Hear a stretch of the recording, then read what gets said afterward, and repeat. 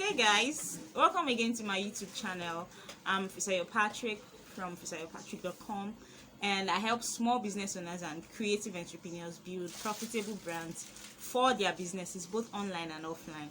And in today's video, I want to talk about 5 things you need to consider before putting your business online. So, and if your business is already online, you can also watch this video to learn how you can restructure some of the decisions you've made and change your strategies. So number one, you have to understand what you really want to do and why you want to do it. So if you want to put your business online, you have to understand the process of putting a business online, and you have to figure out your why. Why do you want to do it? So for instance, before the lockdown restriction that happened this year, I got a call from a woman, and when I got to her place, she said that she sold educational materials which she wanted to start putting on the internet. So I asked her what was the idea behind it and why did she want to do something like that. So she said that she wanted to sell more for our audience on social media. So she said she already had somebody who had opened a Facebook page for her, and she has already paid for photography, she had paid for ads, she had paid for management, and now she doesn't know where the guy is. In fact, the guy is not in Lagos and he's not picking his calls. So I said, okay, no problem, just give me the your username and let me see how things are.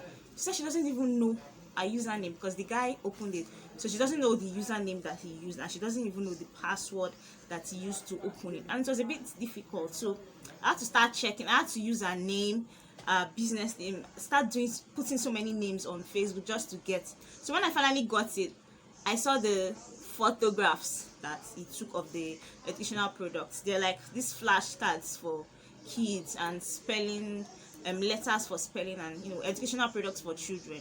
So the pictures were really bad. It looked like something that they took with a 1992 Android phone, of which there are no Android phones in 1992, so you can imagine the pictures were really bad. And she said she had already paid for photography, so she didn't know what she wanted to do. She said that she just did it because she's a school owner, so she said some of her the parents of her pupils are on Facebook, so she thought maybe she could reach them there. That was why she opened it, and also her friend had a Facebook page. That was why she opened it. So she didn't have a why or a what for the social media page. So if you want to put your business online, you need to know what you are doing, and you need to know why you want to do it. Do you have to put it online? For somebody that sells educational materials and also a school owner, you could actually sell it in your school. You could go to other schools and show the teachers, show the school owners. You could also target parents of your students. So you don't need to start. She didn't need to start on social media. That was what I told her. But she just wanted to be on social media because it was the new wave. It's the things that that everyone is doing now. So she wanted to do it. So she had a problem with that. So you need to figure out what you want to do and why you want to do it. Then number 2 is you need to figure out if your audience are on social media. The people you want to say, are they on social media? A lot of people are on social media, but trust me, not everybody is on social media, and also not everybody is on social media to buy.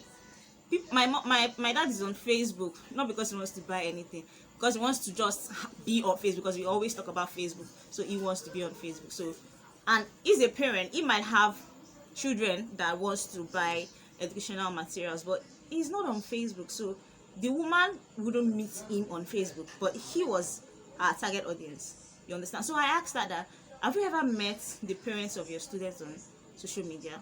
She didn't understand. So I said, have you ever liked your pictures, or have you ever liked their pictures on Facebook? She said a couple of times some of her parents have reached out to her on Facebook. Okay, I said, all right, which other social media platform are they on? She didn't know because she wasn't even on social media. She only had a Facebook account, and that her son opened for her, and she opened a Facebook page. You understand? So are they on social media? Do you think they are on social media? And if yes, which social media platform are they on? Is it Facebook, or is it Instagram, or is it Twitter? So for instance, you're a makeup artist. If I would guess, I would say that the the platform, social media platform that your audience are as a makeup artist is on Instagram. So figure out, are you doing just bridal makeups, or are you doing makeups for filmmakers who need visual effects? Is it that kind of makeup you do, or do you do makeup for just anybody? So figure out which social media that your audience has, so that you will not be on Facebook while your audience are on LinkedIn, or you will not be on LinkedIn while your audience are on Twitter. You understand? So determine where they are. You can just, it's very easy, just Google the demographics of each social media platform. I'm going to do that in another video so you understand better what I'm talking about. Then number 3 is, who will help you manage your social media pages? So you've decided that you want to be on social media, no problem, congratulations. But who would help you manage it? Is it something you can do yourself? Can you do Facebook yourself?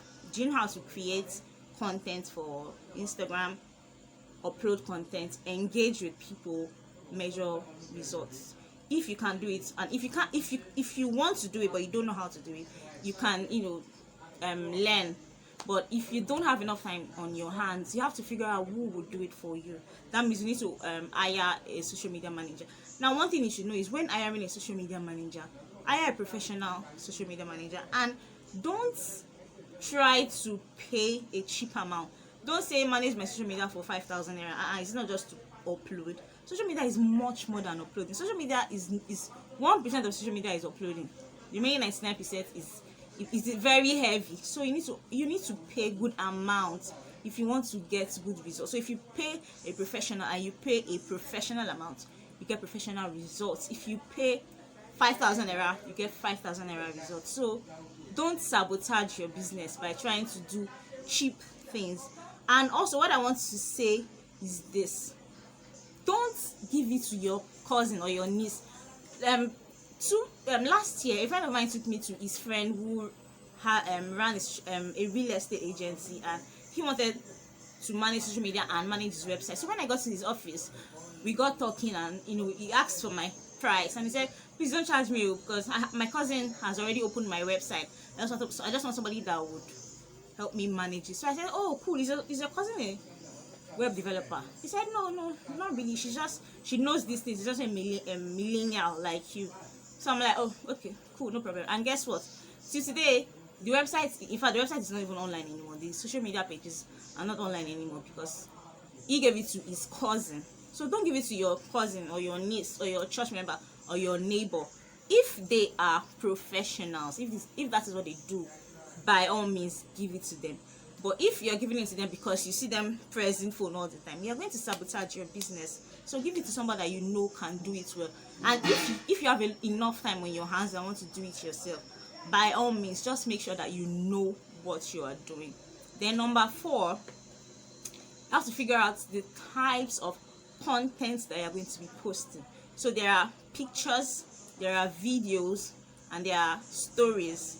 And also there are user generated content and live content and things like that. So if it is pictures you want to use, ensure that they are high quality pictures. Don't take pictures with your camera phone and just post it spontaneously on your social media. No, you can use a phone, you can use a mobile phone with good camera. I'm literally recording this video with my phone, and when I'm done, I edit with my phone. Phone will give you a good result. Just make sure that you are deliberate about what you upload.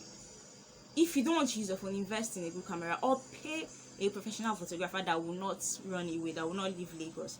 You understand? So make sure that your pictures are good quality.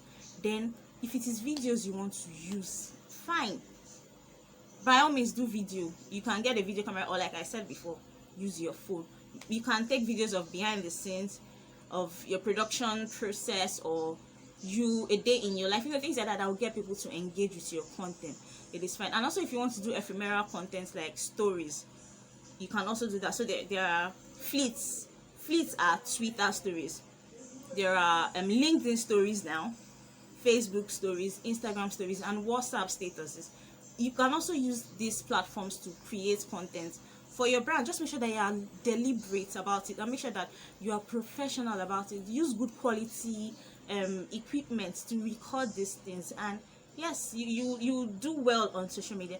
And 5, last but not least, is that measure your results, measure your activities. I used to shy away from analytics, but no, I not shy. I used to run away from analytics because it sounded too complicated and too complex. What do I do? And again, I felt that I wasn't doing enough yet to measure. So there's so many things I wanted to do that when I now said when I start doing them, I'll start measuring. But ask me how I started using analytics. I bought a new phone. I went to Google Play Store. I started downloading tons of applications because I'm a sucker for applications. And then I just downloaded Google Analytics, and it was there on my phone for about a month. So one day I just opened it, and I saw my blog, how my blog was doing. I saw how my content was doing. I saw how my website pages were doing. Some things I didn't even know existed. I saw it because I had already connected my Google Analytics with my blog some time ago. So I saw it. There's some things that I saw and I didn't understand, that I had to go watch videos on it. So now I'm measuring my activities and I know which one is working and which one is not. So I know where to concentrate my activities, to concentrate my efforts on, and where I should not. I'm literally doing the 80-20 principle. So yes, those are the 5 things to consider before putting your business online. I hope that you've enjoyed this video. Please give it a thumbs up, subscribe to this channel, I'm pleading, and hit the notification bell to get notifications. You can also join my Facebook group. It's called the Digital Entrepreneurs Community, where we talk about the digital skills that is necessary to succeed in business. Follow me on all social platforms at Fisayo Patrick 1, and have a nice day.